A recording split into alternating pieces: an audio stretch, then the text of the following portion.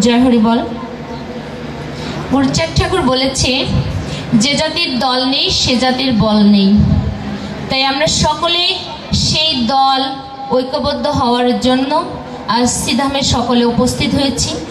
আমার পূর্ণব্রহ্ম শ্রী শ্রী হরিচাঁদ ঠাকুরের যে আশা আকাঙ্ক্ষা পূরণ করার জন্য গুরুচাঁদ ঠাকুর তার সব দায়িত্ব যেমন নিয়েছিল, পূর্ণব্রহ্ম হরিচাঁদ ঠাকুর সব ভারপ্রাপ্ত যেমন গুরুচাঁদ ঠাকুরের ভিতর রেখেছিল। অন্তর্যামী ভগবান মুক্তি বাড়ি দিয়েছে গুরুচাঁদ ঠাকুর 1881 সালে সর্বপ্রথম মোল্লাহাট উপজেলা দত্তডাঙ্গা ঈশ্বরচন্দ্র গাইনের বাড়ি। গুরুচাঁদ ঠাকুর তখন 35 বছর বয়স। আপনাদের মতো মতুয়া ভক্তদের ডেকে, হরিভক্তদের ডেকে একটি ছাত্র যুব এবং একটি ঐক্যবদ্ধ যে আন্দোলন শুরু করেছিল, এবং সেই ডাকে আমিও সেই মোল্লাহাট উপজেলার একটি সন্তান।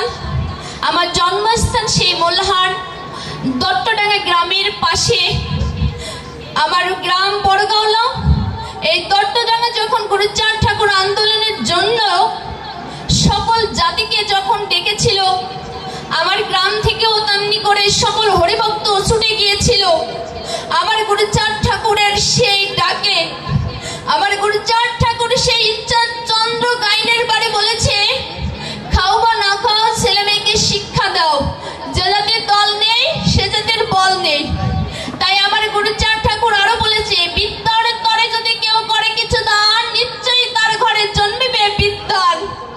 তাই তো আমার গ্রামে আমার গুরুচাঁদের বাণী শুনে আমার গ্রামবাসীরা সেখানে গুরুচাঁদের জন্য, আপনাদের জন্য স্কুল প্রতিষ্ঠা করেছে। আমি মনে করি সেইটাকে বাংলাদেশের বিশ্বের অনেক জায়গায় স্কুল প্রতিষ্ঠা হয়েছে। আমি আমার গ্রামে আমার গুরুচাঁদ ঠাকুরের আদেশের স্কুলে আমি শিক্ষা প্রদান করে আজ আপনাদের সামনে দাঁড়াতে পেরেছি। আজ সেই ছাত্র যুব সংঘের আমি মনে করি আমিও একজন নেত্রী।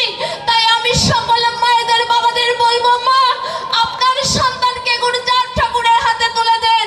আমার গুরুচাঁদ ঠাকুর যেমন বলেছে এ জাতির জন্য রাজা লাগবে, তাই তো আপনার ঘরের আপনার সন্তানই আমাদের সেই রাজা করার জন্য সৈনিক। তাই আপনার সৈনিককে এই মতুয়া মহাসংঘে, এই ছাত্র যুবলীগে আমাদের সঙ্গে আমাদের পাশে থাকে এই গুরুচাঁদ ঠাকুরের স্বপ্নকে বাস্তবায়ন করার জন্য আমাদের হাতে তুলে দিন।